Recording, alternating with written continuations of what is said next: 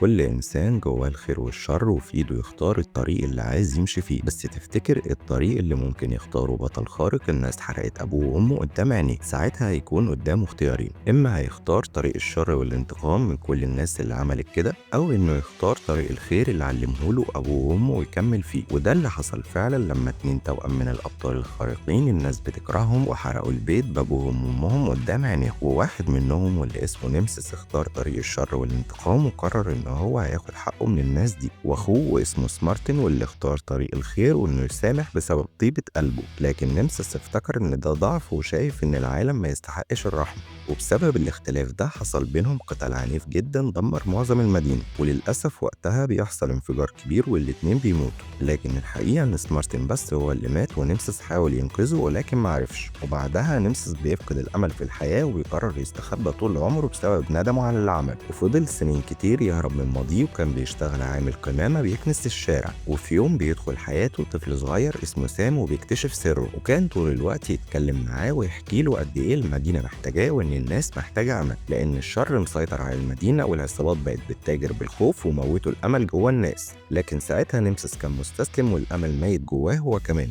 وبعدها قرر يهرب بره المدينة خالص ويبعد اكتر عن ماضيه، لكن بيتراجع لما بيعرف ان سام العصابات خطفته. وساعتها قرر يواجه نفسه وذكرياته ويفوق من كل ده، ورجع مش بس علشان ينقذ سام اللي كان مؤمن بيه في الوقت اللي هو اصلا ما كانش مؤمن بنفسه، لا ده كمان علشان ينقذ نفسه من اليأس اللي اتملك منه، وكمان علشان يدي اهل المدينة امل ان لسه الخير موجود. وبعدها بينقذه وبيثبت للكل ان البطل الحقيقي مش هو اللي بيكسب على طول، لكن هو اللي بيقوم بعد ما بيقع ويختار يفضل يمشي في طريق الخير حتى لو الطريق كله ألم. فلو عايز تعرف القصة كاملة وتشوف ملخص الفيلم كامل دوس على السهم اللي تحت، واعمل لايك وشير واشترك في القناة علشان تشوف كل حاجة بنعملها. وأهم حاجة ما تنساش تصلي على الحبيب قلبك يطيب.